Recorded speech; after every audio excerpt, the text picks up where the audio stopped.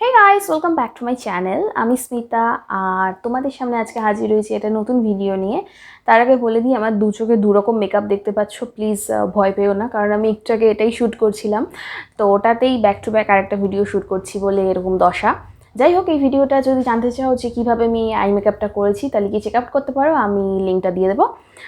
ওকে, so আজকে আমি একটা খুবই ইম্পর্টেন্ট জিনিস আমার জন্য বানাতে যাচ্ছি, কারণ আমি টোনার হচ্ছে আমার সবথেকে ফেভারিট স্কিন কেয়ার প্রোডাক্ট।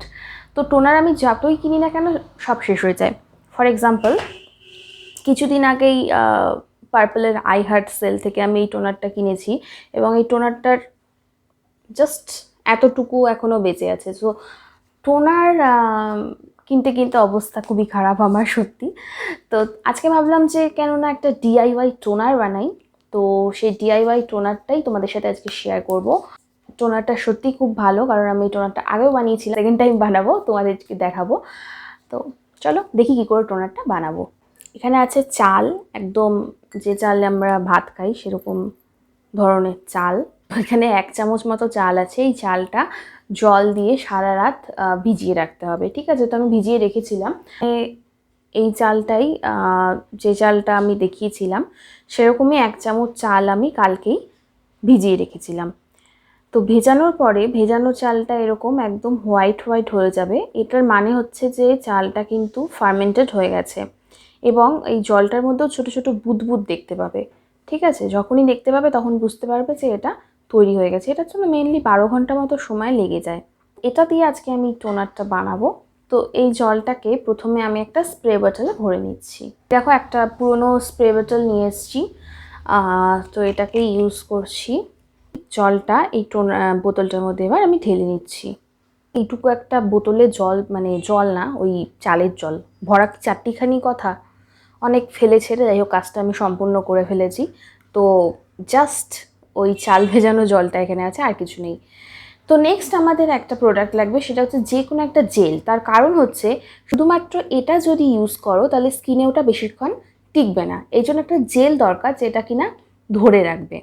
তো এখানে আমি ইউজ করছি কিউকাম্বার জেল। তোমরা যে কোনো জেল ইউজ করতে পারো, বেসিক্যালি অ্যালোভেরা জেলটাই খুব বেশি চলে, সবাই ইউজ করে, বাট আমি স্কিনলিসিয়াসের এই কিউকাম্বার জেলটা আজকে ইউজ করব। তার কারণ হচ্ছে কিউকাম্বার অ্যাকচুয়ালি স্কিনকে একটা না ভীষণ কুলিং, একটা সুদিং এফেক্ট দেয়, and I love it. So এই জেলটা আমি ইউজ করব, ডাইরেক্ট একদম বোতলের মধ্যেই ঢালবো। মোটামুটি 1/2 চামচ মতো দিলেই হয়ে যাবে, কারণ এই বটলটা খুবই ছোট, একদম ছোট, দেখেই বুঝতে পারছো। সো আমি চেষ্টা করছি যাতে, ওকে, 1/2 চামচ মতো জেল এর মধ্যে আমি দিয়ে দিয়েছি, এবং কারণটা আগেই বলেছি কেন জেল দরকার।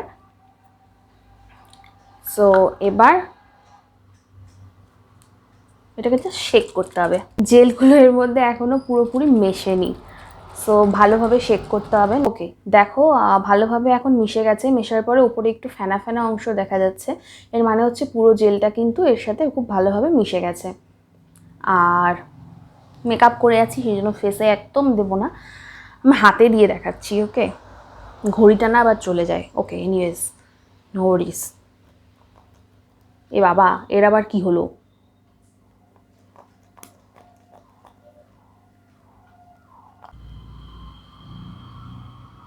সো এটার কনসিস্টেন্সি এই রকমের, একদমই জলের মতোই তোমার দেখতে লাগবে, বাট যদি গন্ধটা শুকো তাহলে বুঝতে পারবে যে এটার মধ্যে অন্য কিছু আছে।